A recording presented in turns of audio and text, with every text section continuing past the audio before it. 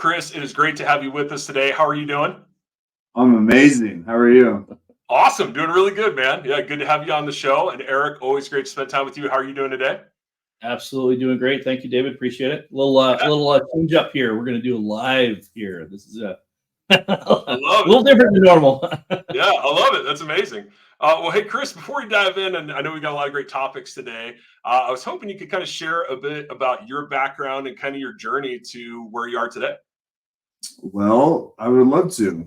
My background, I went to school for exercise science. I have my degree in that.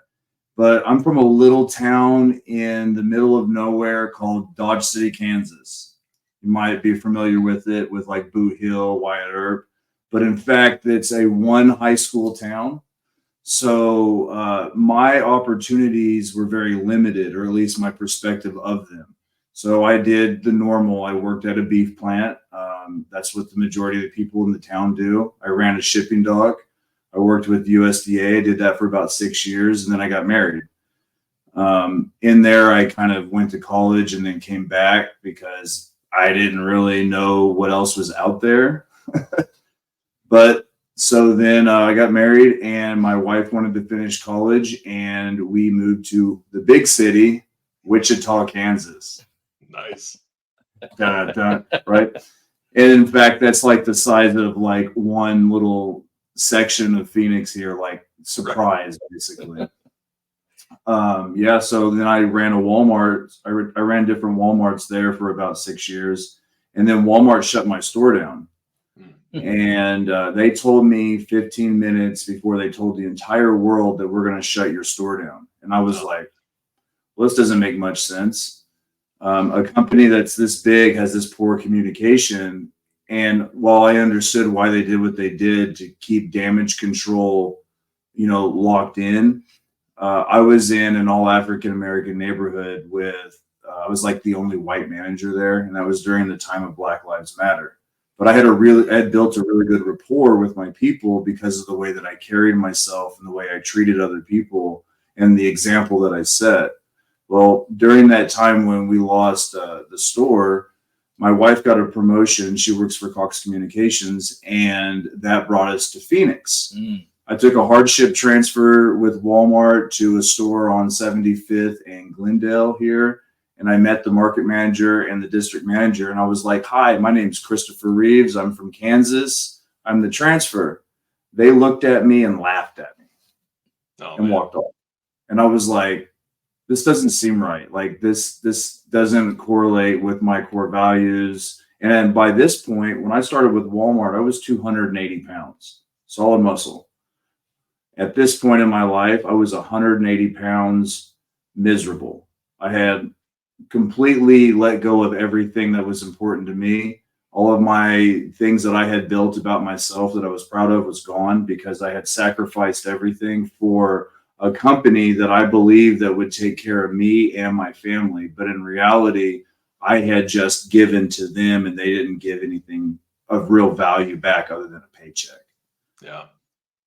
So my dad gave me a book called How to Lose at Everything and Still Win Big, I believe, by Larry Scott Adams. And in there, he talked about meeting a screw. The guy made screws. He was a CEO for that company, I believe. And he talked about the responsibility towards yourself and the agreement that you make with the company that you work for. And how if it ever gets out of balance, it's your responsibility to put it back in balance. And I had listened to that, read it a few times, and I was like, I can't do this at Walmart anymore. So I quit. My wife was like, you can't do this. You're dying. And I was like, all right. So I resigned. And then I went home and I tried to commit suicide.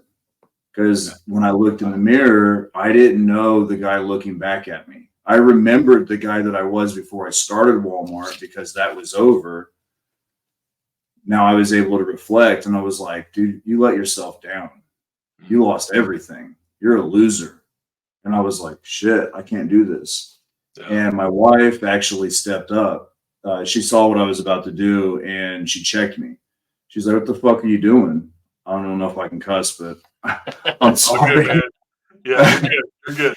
One of those moments where she checked me and she's like, hey, you have a responsibility that you agreed to with me by us getting married, that you would take care of me. And right now you're about to step out on that agreement. And I was like, all right, fair. I still don't feel good about myself. And she's like, well, you're also setting a bad example for our daughter. Mm. Now, is that the man you want to be? And I was like, no. I was starting to come out of it. And she's like, you need to take your ass back to the gym and become the man that I married. Be the man that I know that you can be. Mm. I was, I don't have a job. I don't have money coming in. How do I do this? She's like, it doesn't matter. I need you to get back to where you were. And I was like, all right. So she kind of forced me into it after all the rationalization that I had made, and called me on my lies or excuses. And I went back to the gym and I got a membership and I started working out, and things came back really fast. Previously, I was trying to become a pro bodybuilder. And after I started getting things back together, she rewarded me by taking me to a Mr. Olympia. That was my first one. Never thought that, I would ever be there. Growing up in Kansas, seeing the magazines, seeing the videos, and never really like thinking that you could go. My family was poor. I mean, we had enough to get by, but we didn't have the abundance mindset that made me believe that I could do things. Mm-hmm. So she takes me there and I'm like blown away. The first guy I meet is a guy that I look up to, and I'm like, I'm bigger than you. And I start to have these ideas. Maybe I can do this. And then I get to meet my idol of bodybuilding, which was Jay Cutler. Oh, yeah. And I don't know if you've ever met one of the people that you look up to most of your life. I had that. Yeah. My wife actually had to do the talking for me. My name's Chris. But he questioned me. He's like, hey, you ever thought about competing? And I was like, I can compete? And she was like, yeah, he wants to do that. And so he gave me a thing for his competition. And I sat and I looked at that for about a month. And then I was like, you know what, I'm going to do it. And I just signed up. And then I started prepping myself for this competition. And I went, I competed, I got third in my first ever and only ever bodybuilding competition. I thought I did pretty well, but I also came to the realization that if I want to live, I can't do this sport. Yeah. I'm not built to be a professional bodybuilder, and the amount of drugs and other things that I would have to commit to would drastically shorten my lifespan, and that would ruin my agreement with my wife and with my daughter. Yeah. But what I got out of that was how many other men out there that have put everything on the line to supply an income for their family is happening, and how are they doing a disservice to their family in the same way that I did? And then I started to recognize it. I started to see more and more of it, and I was like, that's my business. So I took what I learned from retail management and what I have with personal training and put it together and created Dapper and Fit. So now I appeal is by appeal, but how do we show that? How do we show that we can take care of other people better than the way we take care of ourselves? So that's my message with Dapper and Fit, and what we teach is how can you take care of yourself the best to convey the message to others that you have the abilities to do the same for them. Dang. Wow, that's a powerful story, man. I appreciate you sharing that and kind of walking us through your journey to get to this point, and ups and downs and a lot along the way. So thank you. No, you're welcome. It's my honor. Yeah. Eric, yeah, go ahead. Yeah, I'm going to jump in there because I met Jay Cutler as well. And David, you and I were friends at the time when this happened. It was Hummerman. Oh, okay. Yeah. Yeah, it was during your roller coaster journey. Yes, yeah, major low in my life. I had just torn my bicep, my left arm, and it was in a sling. I had almost lost my arm because of the staph infection that I contracted. I was living in my truck, going through a tough time in my life with my going through a divorce, and I was driving around town. We were working for Express. It was middle of the day, and I literally heard on the radio that Jay Cutler was at High Health at in Biltmore on 22nd and Camelback. Okay. And I'm like, drive off the freeway. And I'm like, I race over and I get there, and he was just starting, and so I jumped in line. There was probably like 20 people in line already, and he had just started doing autographs. So I'm standing there, I'm waiting, and of course my arm's in a sling. Right, my arm's in a sling. I'm easily at that point like 60, 70 pounds overweight. I'm completely out of shape, and I'm standing in line. I get to meet him, and he's going through it. He's signing, and I just want 2 seconds with him, right? Just for the experience. So we get through the whole thing. I get up there, say, "How you doing, man?" I'm like, "Good." He's signing my picture that I got and everything, and he says, "What'd you do your arm?" I tore my bicep. How'd you do that? I was playing football. And so he stood there, and for 10 minutes, like everybody else was like, boom, boom, boom, boom. But for me, he stood there for 10 minutes, and we had a full-on conversation. Right. Everybody behind me is kind of like, dude, what's going on? But he's sitting there, and he's the one asking me questions. It's not just me, right? And then I'm asking him questions, and it was a phenomenal experience. Absolutely. And he's awesome. Like if there's any hero that I would have in bodybuilding, he's definitely one of the top 5. Well, and I want to speak to what you said about how he was engaging to you and was interested in your story. Absolutely. Because I had seen him multiple times after that, and he remembered us, and he did the same thing, and that kind of gave me an example of a person that I wanted to be like, and it leads me into being who I am today. I try to be very interested in other people. Right. You've been to one of my events where it's very inquisitive. I have a dinner for men called The Legacy of Leadership, a gentleman's dinner, and it's about other people. Yes, we show up to be our best, but we're there to find out about other men and how we can support other men and how we can all come together to be the best versions of ourselves for our families. Oh, that's awesome.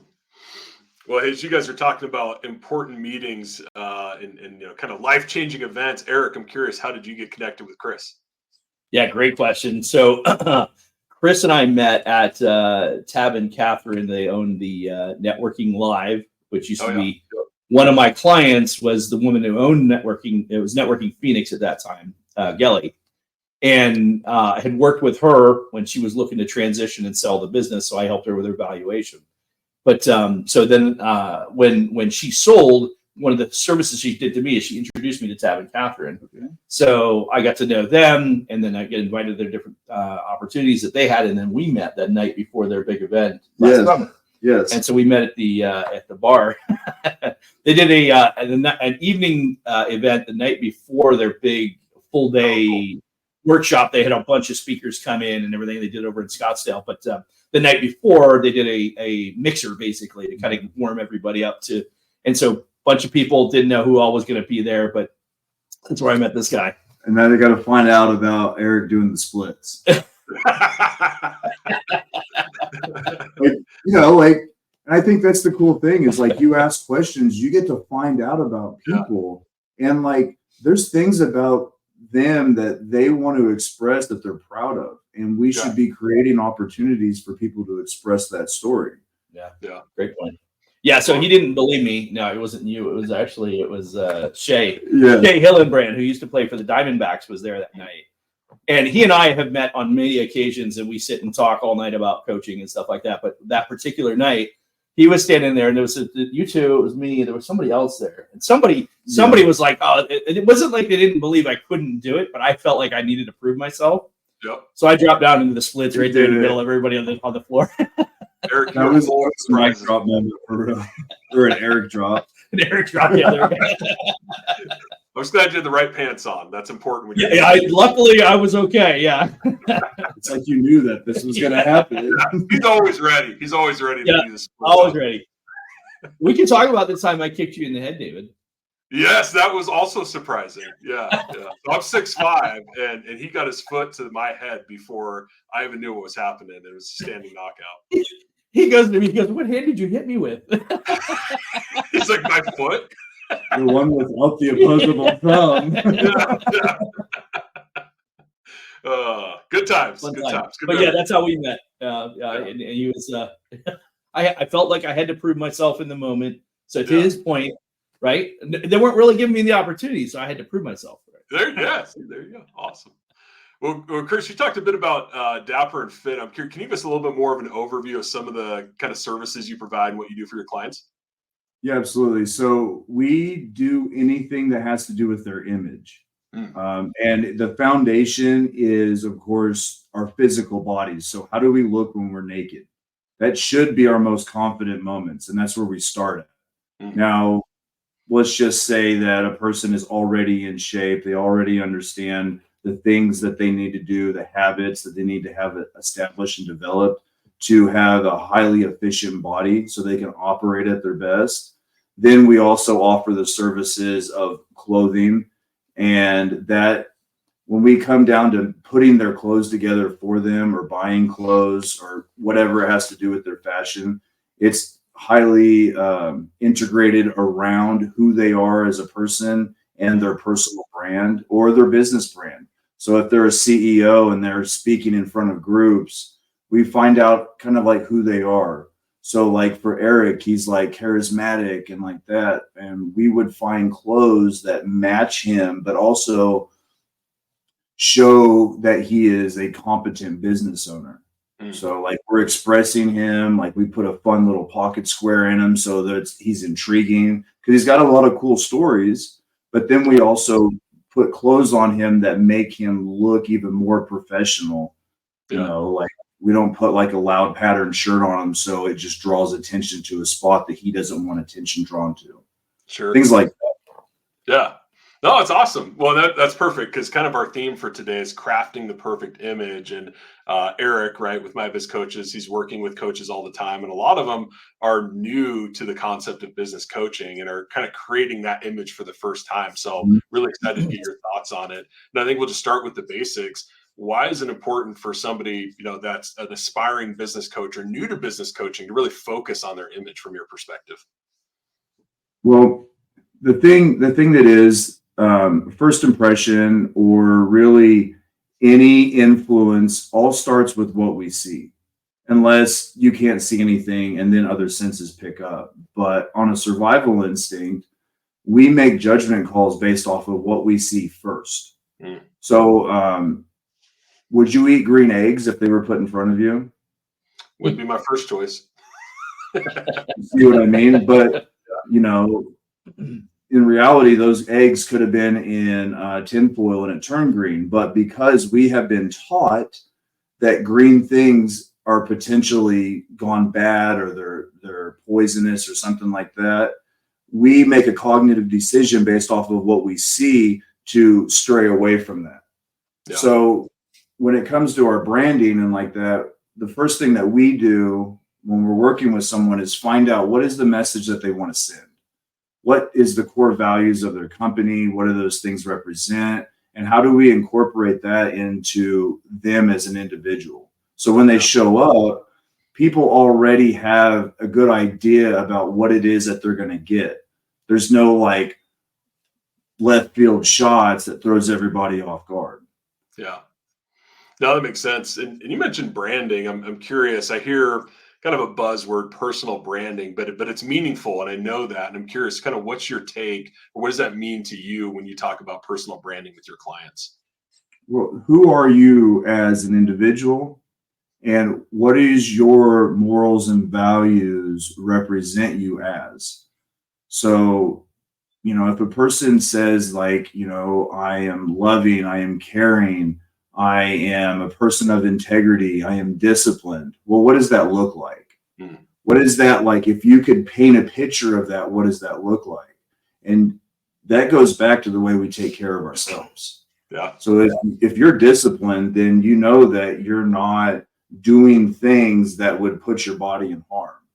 And that shows by the way our physiques are. And if you pay attention to detail, then you're probably paying attention to the clothes you have on and how those colors flow and things like that. Yeah. But personal branding is just who we are as an individual and how do we send the message of who we might be to other people. Yeah, that makes sense. Eric, I'm curious. I want to get your thoughts on this a little bit too. As you're working with new coaches, I mean, I'm sure you've seen some people that really understand, that appearance, branding, image matter, and some that don't. You want to speak a little bit to maybe how you've worked with some new coaches to better understand the importance of image? Yeah, and I'm gonna start with an experience that we just recently had. I went to a NARUP, National Hispanic Realtors Association, Professional Real Estate Association. They had a marketing, branding, personal branding summit, for lack of a better term, I guess. But a 2-hour session. They had a board of people, and all people who have built a brand. So they had the co-founder of State 48 was there. There's a gentleman who's got a $6 million a year brokerage that he runs. He's got 64 different agents, and he's got a very specific brand, personal brand. He's a very fit guy, all that kind of stuff. And then there was 2 women that are on that board, on my wife's board, where they were speaking about their personal brands and what they've done to build their brands as a real estate agent and a mortgage person.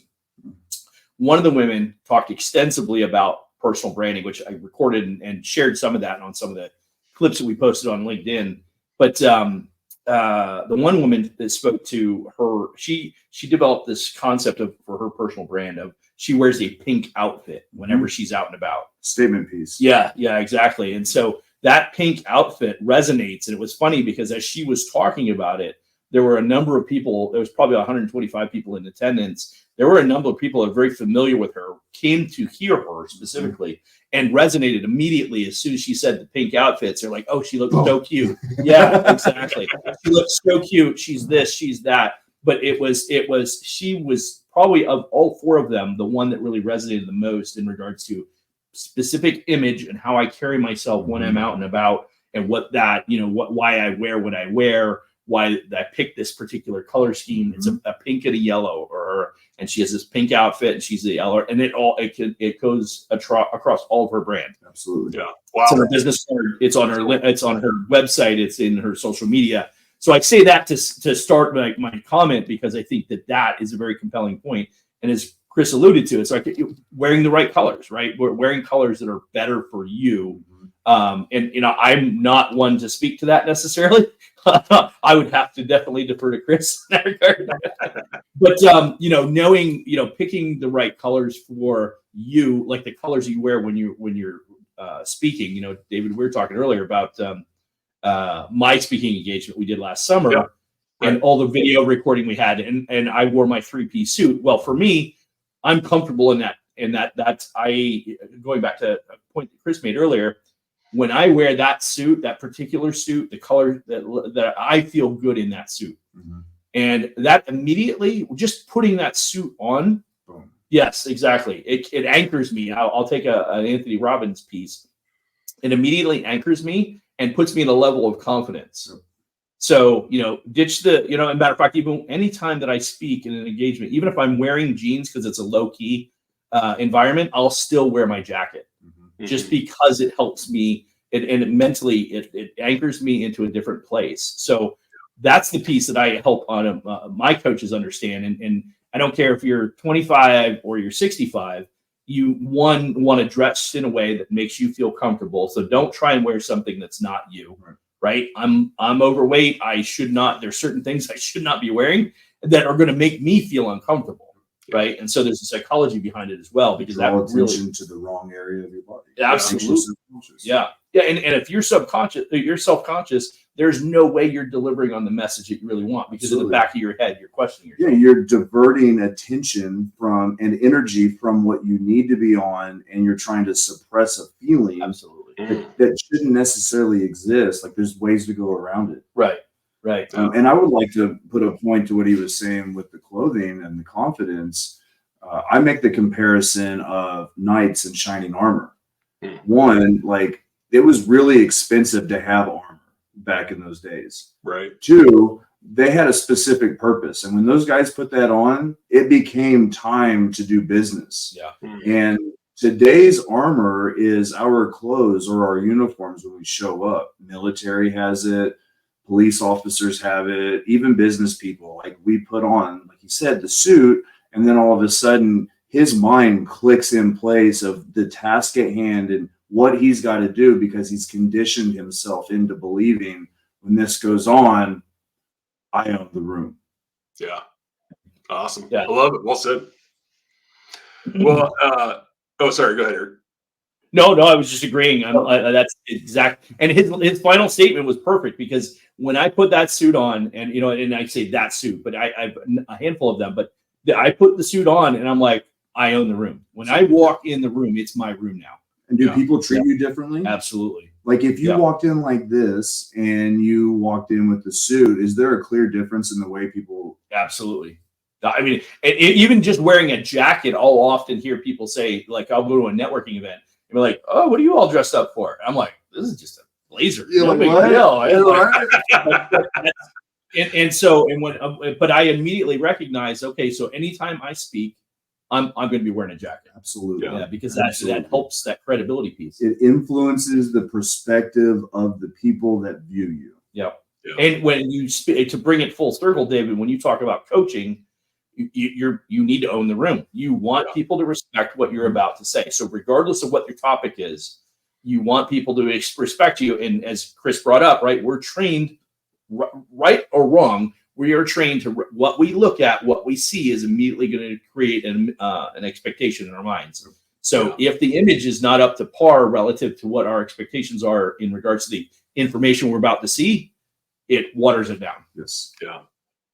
Well, that's important, Eric. That was actually one of my next thoughts or questions for you guys is, coaches have to do a lot of networking. Eric, you did a ton of networking. That's like your second job, really, is you're out there getting your name out, you're in rooms with different people all the time, and that's how you're promoting yourself in My Biz Coaches. And I think about a new coach that's going into that environment for the first time. They may not know how to own the room. And so, Chris, I'd love to get any additional thoughts you have on that, on, what does it take to own the room, right? You got the suit or the dress or whatever, but any other thoughts on how to own the room? Well, I believe it starts with the minute you wake up in the morning. And if you set an alarm for yourself and you hit that snooze button, you already started the cycle of discrediting yourself. You told yourself, I'm going to do this. And then the minute that you deny it, you've already started this cycle. Well, if you wake up, even though you're maybe a little tired, and get going on your things start to build. You start to get wins. And so then if it comes time, like it's, 7 o'clock at night and you got a networking event and you've been up since 4 a.m. and you started off with a win, most likely you've created other wins and you have that to fall back on. Nice. And if you, let's just say, put your jacket on and your mind frame clicked in, I'm ready for business, and you've already got some wins behind you, you're more likely to go in that room and be confident about who you are. Yeah. Because I think at the end of the day, a win is more about the way that we feel about ourselves, because we can't control the way other people feel about us. All we can control is the effort that we put out and the actions that we take. Yeah. No, it makes a lot of sense. Well, I'm curious. I know you've got kind of an approach or a system or a process that you use. I believe it's called the blueprint. Can you tell us a bit about that? Well, the blueprint dives into the message that we want to send to other people. And it starts out with identifying who it is as a man that you want to be remembered as at your funeral. And a lot of times people are like, wow, that's deep. And fortunately enough, it's got to be deep, because we're deep. We're not just surface layer. Like, I got more going on than just a cool jacket on, right? I've got stories, like we alluded to in the very beginning, that give me depth of who I am. But once we understand who it is that we want to be remembered as and what that looks like, then we can start taking actions to being that person. And once we understand those actions, then we can start creating the next steps. Like, all right, you want to be an integrable man. You want to be liked by the community. You want to be a great example for your family. so on and so forth. All right, we know the steps. You got to go out, you got to shake hands, you got to treat people the way you want to be treated. You got to show up for your family, not just sit on the couch once you've worked all day. You got to wash some dishes, play ball with the kid, even though you're tired. You got to smile. You can't just yell at people. Like, there's all these things. And so once we figured those out, then we've identified the actions that you take. Then we also start looking at, well, what are the foods do you need to eat to have that body? What clothes do you need to wear to send that message? What car do you need to drive so when you get in it that you're happy? Because when you show up at that place, you've just been in that car. We're in Phoenix. I just drove a little over an hour just to be here with Eric. Right. I got to get out of that car being happy, because if I just drove a bucket, I'm going to be upset. I'm going to be pissed off. And, you know, honestly, the people on the road don't make it any easier. So I might as well be in a car that I'm proud of. Yeah. And then we look at like friends and partner, like who our spouses, and what are all these things actually look like? What does the image look like for us to be the man that we want to be in the end? Yeah. Oh, I love that, man. That's awesome. And what a powerful system. Really cool. Thanks for sharing that. You're welcome. I'm thinking, right? So I'm imagining somebody that's kind of going through that journey, right? I'm thinking, of course, business coach, right? That's what the show is all about. But they're going through, and let's say they're getting their body in shape, they're eating the right foods, they're dressing the right way. Inevitably, they're going to run into an environment where, you know, maybe they're new to coaching and they think to themselves, am I really ready for this? And that imposter syndrome starts to kick in, or even they've been doing it a while and a big client comes along. And Eric, I know you've probably seen this or had coaches deal with this where, man, I'm not ready for a client this big, and they start to second guess themselves. So I'm curious, how do you work with people in those situations that maybe have imposter syndrome and help them get through that? Well, I think let's establish what imposter syndrome is first. My understanding of it is the lack of confidence. When we look at our abilities, do they line up with what we're projecting to be able to do? And oftentimes, confidence can be diluted if we don't have the ability to reflect back on our past and be able to see the wins, the mistakes that created opportunities for us to evolve, and be able to speak towards them. Now, once we understand how confidence is created through competency. So incompetency is created through taking action.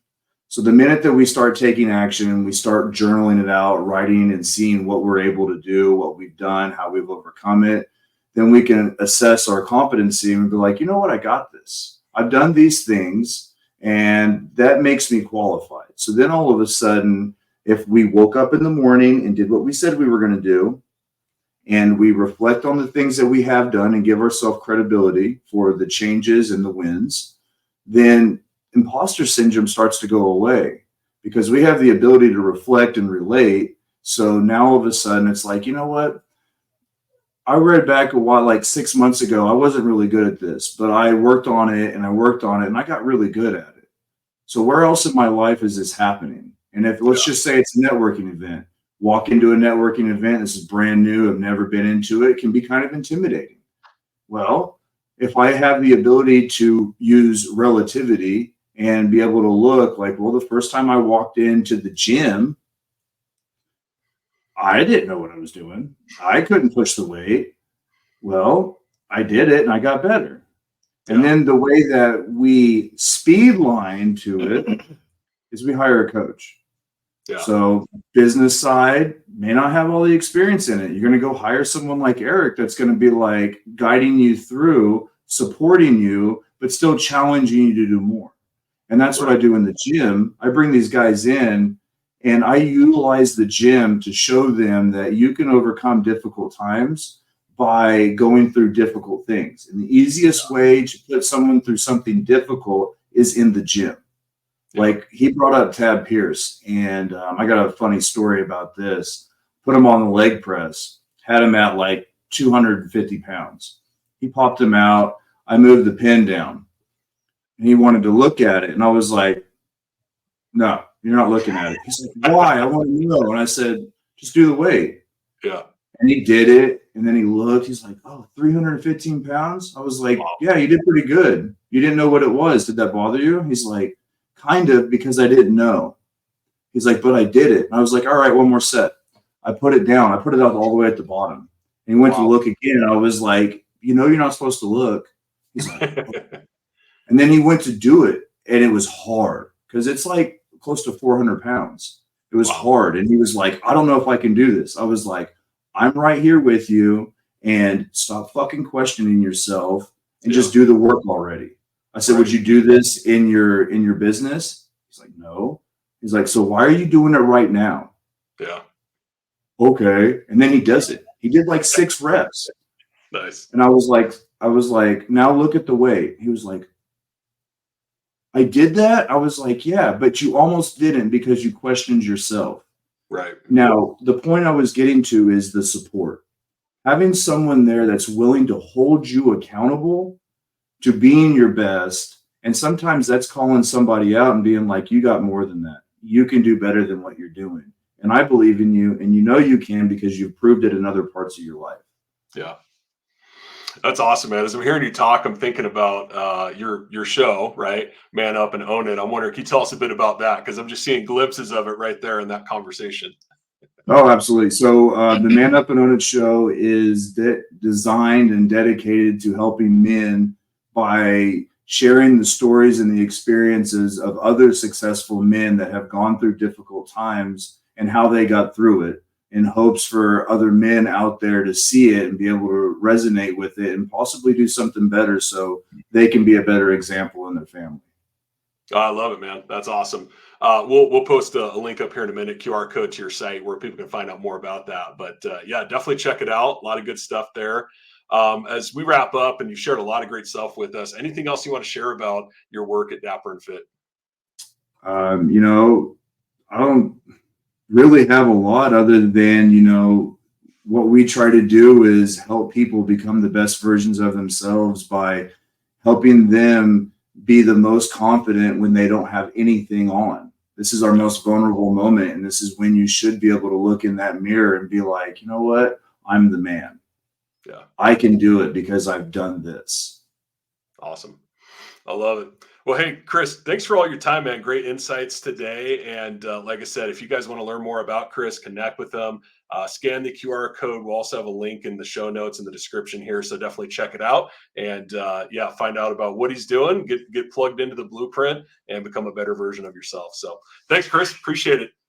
You're welcome. Eric, anything you want to share about My Biz Coaches before we wrap up? Anything new or exciting? This is kind of your platform for announcements. And I was trying to push you to let the cat out of the bag. Let's see what you got today. Yeah.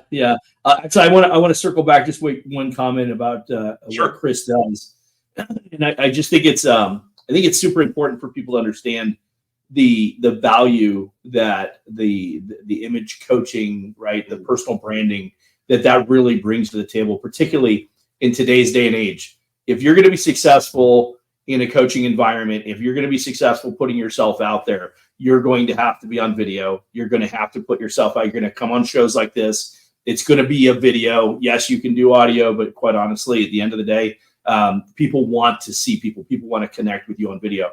And if you're not confident, you know, you talk about the imposter syndrome. If you're not confident on camera, it's going to impede your ability to grow your business. Mm-hmm. Everything is moving to video. Everything is moving to digital.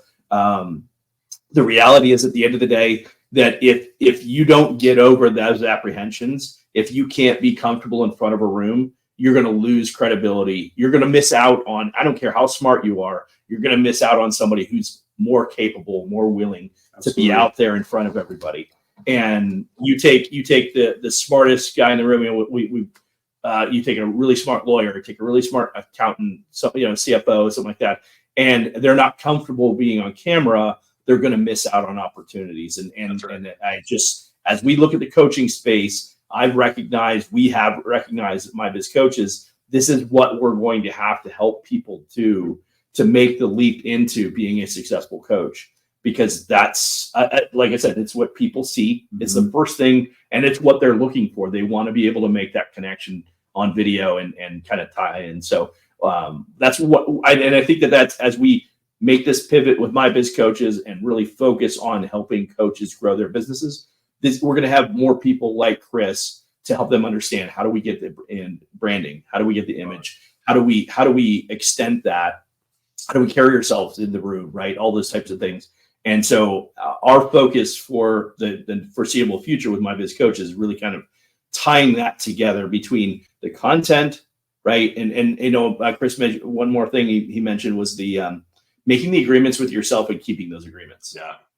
I think that's exceptionally important. And whether or not I get up at 4 a.m. or 5 a.m. or I do my workout today or I don't do my workout today, or whatever those agreements are with myself, when I keep those agreements to myself, subconsciously that's increasing my commitment, my buy-in, and that level of confidence that I have. Right. And then he brought, the great point was, at the end of the day, if I've done enough of those, at the end of the day at 7 o'clock, when I have to go to that networking group, I'm like, I think I'm just going to kick off and go home for the night. Right. No, you've got enough wins under your belt that you're like, no, you feel confident. I want to go win the room now. And so I think that's a piece. You're asking me what's my announcement. I don't have anything big other than to acknowledge that that's our commitment to the people that are following our brand and understanding, if you want to become a successful coach, this is an important component and you're going to have to adapt, and we can help you do that. And not just in coaching, also in your whole life. Absolutely. Yeah. Awesome. Yeah. Well said. Well, hey, Chris, one more time. Thanks, man. Appreciate it. Good to meet you, and great having you on the show. Eric, we'll see you on the next episode. And to our audience, don't forget to subscribe, and we'll see you on the next episode as well. See ya. Thank you.